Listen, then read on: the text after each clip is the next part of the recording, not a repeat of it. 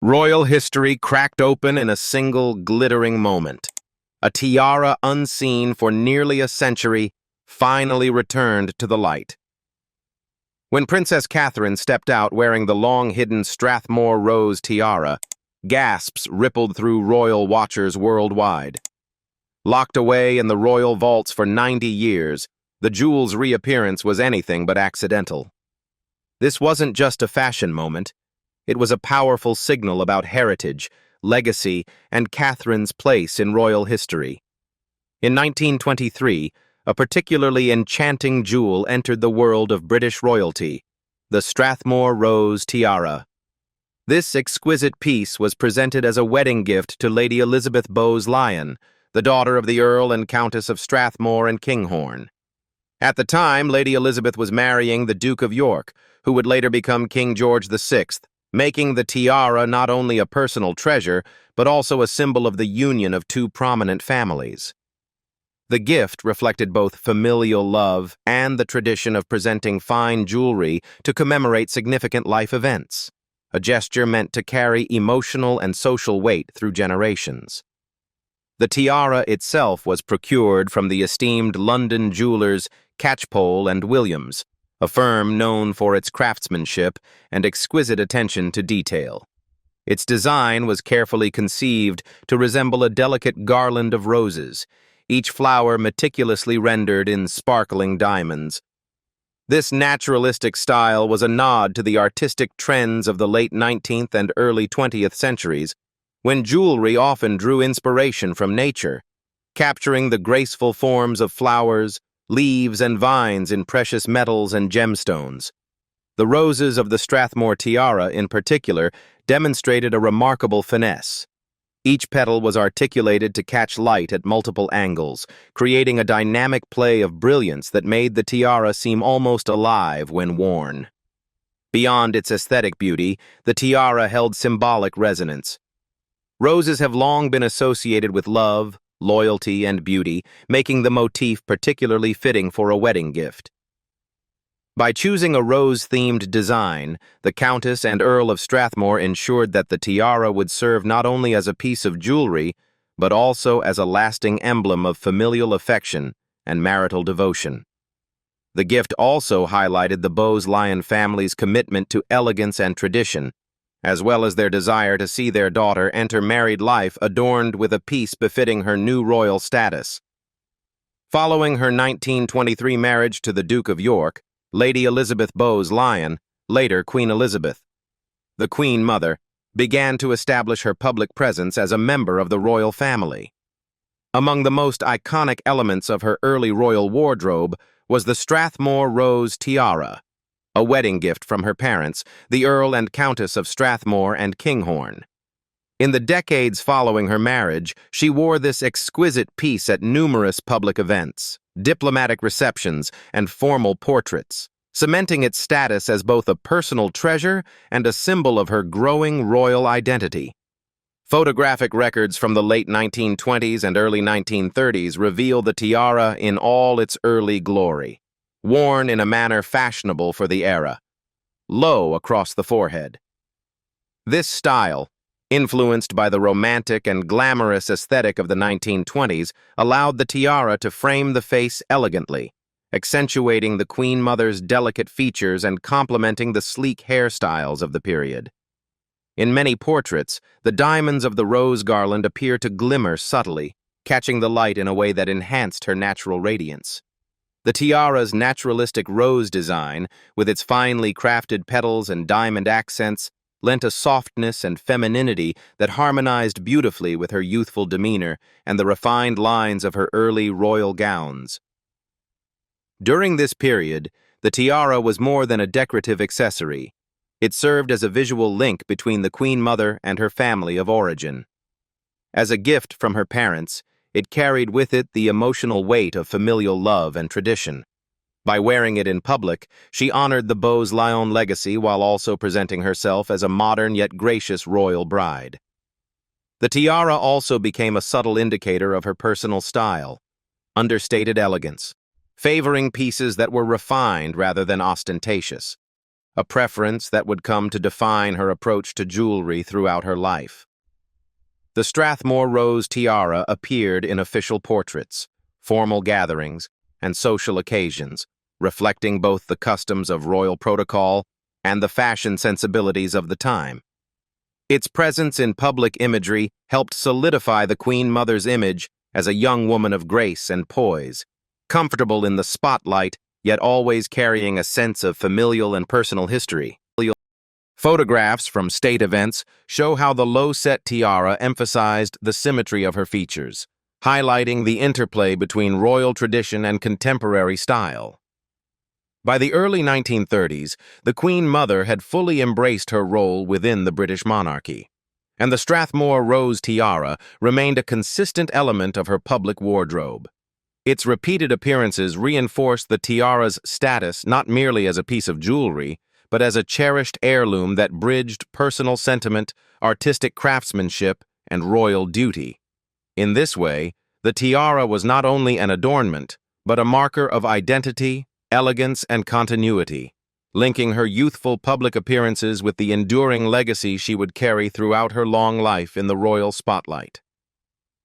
After the early 1930s, the Strathmore rose tiara, once a frequent and cherished feature of the young Queen Mother's public appearances, gradually faded from view. During this period, Lady Elizabeth Bowes-Lyon was navigating her new life as the Duchess of York and, later, Queen Consort, following her husband's unexpected ascension to the throne as King George VI in 1936. Her public duties expanded dramatically, and her jewelry choices evolved to reflect the changing demands of royal protocol, diplomatic events, and the fashion trends of the mid-20th century. In this context, the Strathmore rose tiara, with its delicate naturalistic design and romantic low-forehead style, was set aside. It was carefully stored in the royal jewelry collection, joining the extensive array of crowns, tiaras, and necklaces that comprised the personal and state holdings of the British monarchy. For decades, the tiara remained largely untouched. It did not appear at major royal occasions, coronations, or state banquets, becoming instead a private treasure tucked away in the royal vaults. This long period of dormancy was not unusual. The British royal family often rotates pieces depending on fashion, personal preference, and the symbolic appropriateness of a piece for public events. The Strathmore rose tiara, with its specific early 20th century aesthetic, may have been considered less suited to the streamlined, modern styles favored by the Queen Mother in later decades, when she often preferred larger, more architectural tiaras that commanded attention in formal photographs and state occasions. Throughout its quiet years, the tiara remained a symbol of personal history rather than public spectacle. It embodied a direct connection to the Queen Mother's youth, her family, and her wedding, a link that was preserved safely within the royal collection. Its passage through the decades reflects the care with which the monarchy maintains its heirlooms. Pieces are not discarded or forgotten, but held in reserve, their value lying as much in their history and craftsmanship as in their current visibility. Upon the Queen Mother's death in 2002, the Strathmore rose tiara was inherited by her eldest daughter, Queen Elizabeth II. Despite this transfer, it did not return to public life during her reign. Unlike other prominent tiaras that the Queen favored for state occasions or formal portraits, the Strathmore rose tiara remained in storage, a quiet testament to a bygone era of personal elegance and the private, sentimental dimensions of royal jewelry. Its enduring presence in the royal collection serves as a reminder that not all treasures are worn constantly. Some are cherished for their history, symbolism, and connection to the lives of those who once adorned them.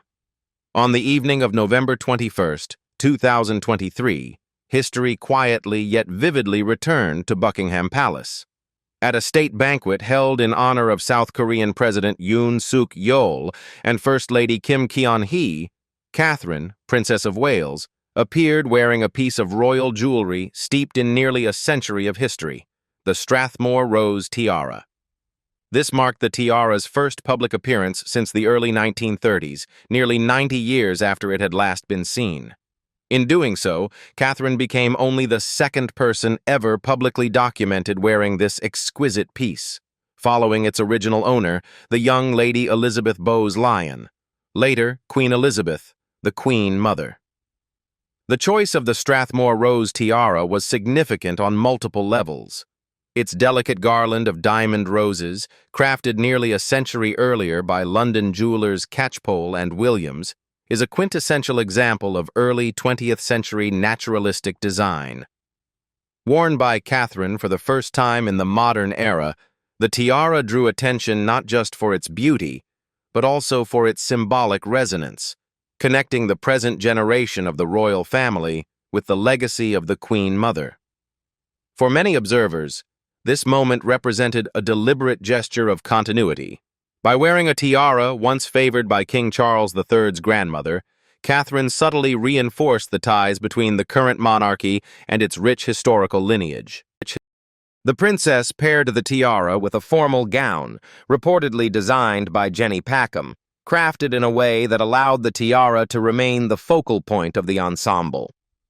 The gown's understated elegance complemented the tiara's intricate rose motifs, ensuring that the diamond's brilliance was not overshadowed by the dress. This careful balance of modern fashion sensibilities and historical jewelry design illustrated Catherine's growing reputation for thoughtful, nuanced style choices, often blending contemporary couture with royal tradition. Commentators and royal observers noted that Catherine's debut of the tiara carried deeper symbolic meaning beyond fashion. It was seen as a nod to the Queen Mother's legacy and a quiet tribute to King Charles III, emphasizing the ongoing stewardship of family heirlooms across generations. The appearance of the tiara on Catherine's head also sparked widespread admiration for its craftsmanship. The finely articulated rose petals and sparkling diamonds, almost a century old, seemed to come alive once more under the ballroom lighting of Buckingham Palace. This long-awaited public revival of the Strathmore rose tiara transformed the state banquet into more than just a diplomatic event. It became a moment of living history. Catherine's decision to wear it demonstrated not only her reverence for royal heritage, but also her ability to honor tradition while making it relevant to the present day. For attendees and observers alike, the tiara was more than jewelry. It was a bridge across time, linking the Queen Mother's youthful elegance to the contemporary style and grace of the Princess of Wales, nearly 90 years later. The Strathmore rose tiara stands as a remarkable example of early 20th century craftsmanship, combining intricate artistry with understated elegance. Its design is characterized by a delicate garland of diamond roses, each meticulously rendered to capture the subtle curves and overlapping petals of a real flower. The floral motif extends across a fine diamond-studded band, which itself is designed to balance delicacy with structural integrity, ensuring that the tiara maintains both grace and stability when worn. The choice of diamonds enhances the naturalistic effect, as the stones reflect light from multiple angles, giving the roses a lifelike sparkle and a sense of movement. This attention to detail exemplifies the period's fascination with natural motifs, marrying romanticism with technical brilliance. One of the tiara's most striking features is its versatility. Unlike many rigid, single-form diadems of the era, the Strathmore rose tiara was conceived with multiple styling options in mind. Traditionally, it can be positioned atop the head, curving elegantly along the crown and serving as a classic statement piece for formal occasions. In keeping with the fashion of the 1920s and 1930s, it could also be worn low across the forehead, a style that emphasizes the wearer's facial features and complements sleek or softly waved hairstyles of the period. This forehead placement creates a subtle, romantic aura, allowing the tiara to frame the face rather than dominate it. Beyond these two standard forms, the tiara is also modular, with the ability to be dismantled into individual pieces and worn as brooches. This feature reflects the innovative thinking of jewelers of the time, offering not only practicality but also creative flexibility in personal styling. Each rose can be removed and repurposed, giving the wearer multiple ways to incorporate the tiara's artistry into different ensembles. Such versatility was unusual for royal jewelry, which was often designed for singular ceremonial purposes, making the Strathmore rose tiara a rare and highly adaptable treasure within the royal collection. Its rarity extends beyond design to its history of limited public appearances. Unlike other iconic royal tiaras that frequently appear in state events and photographs, the Strathmore rose tiara was seen publicly only by the Queen Mother in the 1920s and 1930s, and, nearly 90 years later, by Princess Catherine in 2023. This scarcity enhances its mystique, transforming it from merely an accessory into a symbol of personal and familial legacy, cherished quietly in the royal vaults for decades. Its long dormancy adds a layer of reverence and intrigue, as each reappearance carries the weight of history, connecting generations of the royal family. The re-emergence of the Strathmore rose tiara brought a long-forgotten heirloom back into the public eye, reconnecting modern audiences with the elegance and craftsmanship of early 20th century royal jewelry.